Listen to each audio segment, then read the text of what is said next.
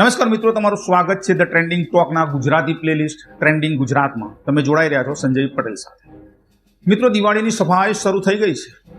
ઘર ઘરમાં ઝાડુ ફરી રહ્યો છે, ધૂળ સાફ થઈ રહી છે અને કચરો બહાર ફેંકાઈ રહ્યો છે આખા ગુજરાતમાં. પણ આ વખતની સફાઈ ફક્ત ઘરમાં નથી, ગાંધીનગર સુધી પહોંચી ગઈ છે. ગુજરાતીઓ દિવાળી પહેલા પોતપોતાના ઘરો સાફ કરે છે અને સરકારે પણ પોતાનું ઘર એટલે કે મંત્રીમંડળ સાફ કરવાનો નિર્ણય લીધો છે. હવે પ્રશ્ન એ છે કે આ સફાઈમાં ધૂળ ઉડે છે કે ચહેરા, કચરો બહાર જાય છે કે નવો શણગાર આવે છે? હા મિત્રો, આજે આપણે વાત કરીશું એ રાજકીય દિવાળીની જ્યાં ઝાડુ હાથમાં છે ભૂપેન્દ્ર પટેલ સાહેબના અને સાફ થવાનું છે આખું કેબિનેટ.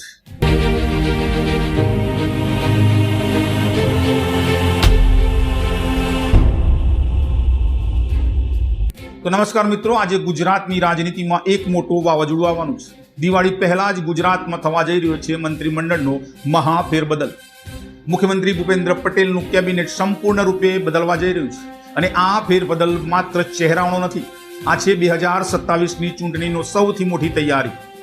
તો ચાલો જાણીએ આખી અંદરની વાત. કોણ જશે, કોણ આવશે અને કેમ થઈ રહ્યું છે આ મોટું પરિવર્તન, બધી જ વાત કરીશું. તો મિત્રો, 2022ની ચૂંટણીમાં ભાજપે ધમાકેદાર જીત મેળવી, 182માંથી 156 સીટો મેળવી.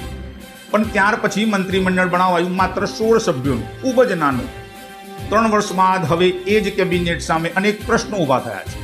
કેટલાક મંત્રીઓના દીકરા કૌભાંડમાં ફસાયા છે, કેટલાકની દેખાદેખી ગાયબ થઈ ગઈ છે અને કેટલાક વિભાગોમાં કામકાજ ઠપ થઈ ગયું છે.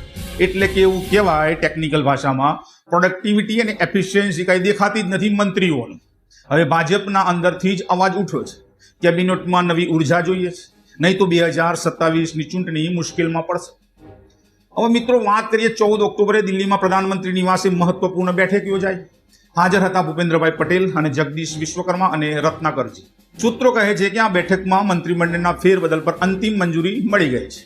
હવે કોઈ પણ દિવસે દિવાળી પહેલા જ નવા મંત્રીઓનો શપથવિધિ થઈ શકે છે યા જાહેરાત થઈ શકે છે. હાલમાં કેબિનેટમાં 16 મંત્રીઓ છે. નવી ટીમમાં 20થી વધુ મંત્રીઓ હશે.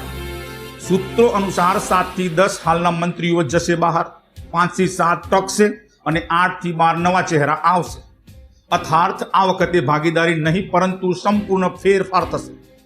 હવે પ્રશ્ન મિત્રો એ છે કે કોણ ટકશે? તો મિત્રો, એક ચહેરાઓ છે એની ચર્ચા કરીએ આપણે. ડોક્ટર ઋષિકેશ પટેલ આરોગ્ય વિભાગમાં કોરોનાનું સમયનું શાનદાર કામ બોલે છે. બીજું નામ છે હર્ષ સંઘવી, ગૃહમંત્રી તરીકે એક્શન ઇમેજ ધરાવે છે. અને બલવંતસિંહ રાજપૂત ઉદ્યોગ વિભાગમાં ઇન્વેસ્ટમેન્ટ લાવ્યા છે. અને કુંવરજી બાવળિયા જળ જીવન મિશનમાં નોંધપાત્ર કામ દેખાય છે.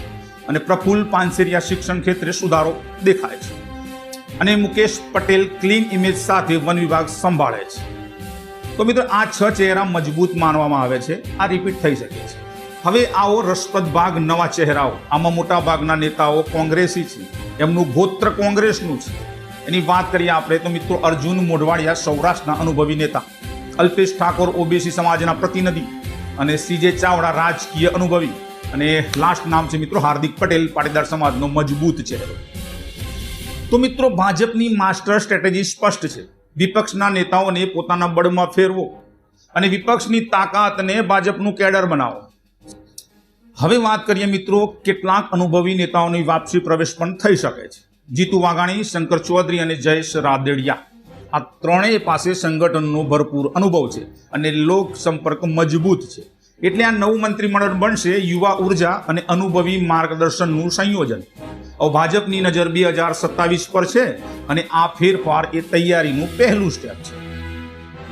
હવે ગુજરાતની જનતાને લાગતું હશે કે આ બદલવાનું કારણ શું છે, તો હું તમને જણાવું કે એના મુખ્ય 4 કારણો છે.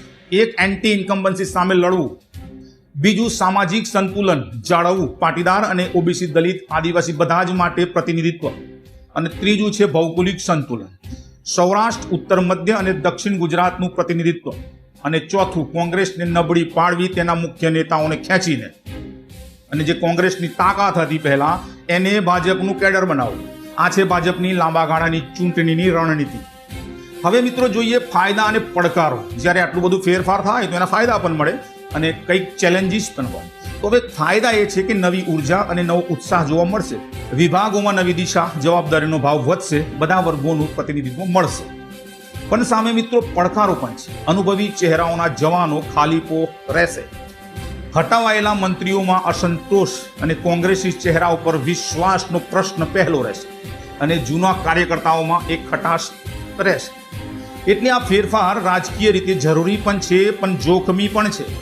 તો મિત્રો, આ નવા મંત્રીઓ માટે આવતા 6 મહિના સૌથી મહત્વના રહેશે. તેઓને પોતાના વિભાગમાં કામ સાબિત કરવું પડશે, લોકપ્રિયતા મેળવવા માટે નવા પ્રોજેક્ટ લાવવા પડશે અને જમીન પર એમનું કામ દેખાવવું પડશે આગામી 2 વર્ષમાં.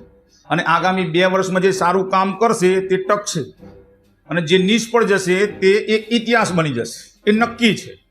તો મિત્રો, લોકો કહે છે અમને રાજકારણ નહીં જોઈએ, અમને પરિણામ જોઈએ છે. સારા રસ્તા, શુદ્ધ પાણી, 24 કલાક વીજળી, સારી શાળાઓ, સસ્તી દવા અને રોજગાર જોઈએ છે. જો આ નવું મંત્રીમંડળ એ અપેક્ષાઓ પૂરી કરે તો એ જીત ફક્ત ભાજપની નહીં, ગુજરાતની જનતાની ગણાશે. તો મિત્રો, સારાંશમાં હાલનું 16 સભ્યોનું કેબિનેટ હવે 22 થી 23 સભ્યોનું બનશે. 7 થી 10 મંત્રીઓ જશે અને 8 થી 12 નવા આવશે. હાર્દિક, અલ્પેશ અને મોઢવાડિયા જેવા નવા ચહેરા દેખાશે. જીતુ વાઘાણી અને શંકર ચૌધરી જેવા અનુભવી ચહેરાઓ પાછા આવશે અને ભાજપની નજર 2027ની ચૂંટણી પર છે એવું સ્પષ્ટ દેખાય છે. પણ યાદ રાખો, ચહેરા નહીં, કામ બોલે છે. સરકારો બદલાય છે, મંત્રીઓ બદલાય છે, પણ વિકાસની જરૂરિયાત કદીએ બદલાતી નથી. એને સસ્ટેન રાખવી પડે છે. આવતા દિવસોમાં આખી યાદી બહાર આવશે. કોને તક મળશે, કોને નહીં, એ તો સમય બતાવશે. પણ તમારા વિચારો જરૂર જણાવો. તમે કયા નેતાઓને મંત્રીમંડળમાં જોવાનું મન છે અને તમે શું ફેરફાર ઈચ્છો છો ગુજરાતમાં? તો મિત્રો, ગુજરાતમાં આ વર્ષે 2 દિવાળી છે, એક ઘર માટે અને એક સરકાર માટે. લોકો પોતાના ઘરની સફાઈ કરે છે, પોતાની દુકાનની સફાઈ કરે છે અને સરકાર પોતાના રાજકીય આંગણો સાફ કરી રહી છે. હવે જોવાનું એ છે કે આ સફાઈ પછી સુગંધ આવશે કે ધૂળ ઉડશે અને વિકાસનો પ્રકાશ વધશે કે ફક્ત રાજકારણનો ધુમાડો છવાઈ જશે. એ તો સમય બધું કહેશે મિત્રો. કારણ કે દીવા તો બધા બળે છે, પણ કેટલાએ પ્રકાશ આપ્યો અને કેટલાએ ફક્ત ધુમાડો કર્યો એ જ ઇતિહાસ યાદ રાખે છે.